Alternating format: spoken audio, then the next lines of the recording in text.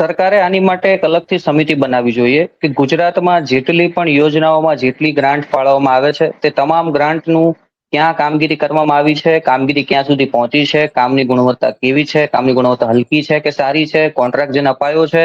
તેના મામા માસીના દીકરાઓ કોઈ મંત્રી તો નથી ને, કોઈ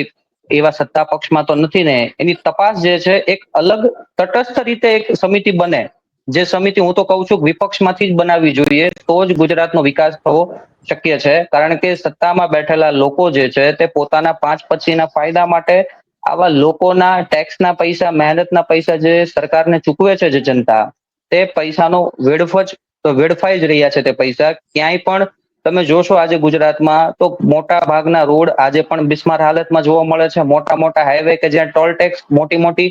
સંખ્યાઓમાં ટોલ ટેક્સ વસૂલે છે, પણ તેમ છતાં પણ ત્યાં આજની તારીખોમાં પણ ખાડાઓ પડેલા જોવા મળે છે, રસ્તાઓ સારા જોવા મળતા નથી.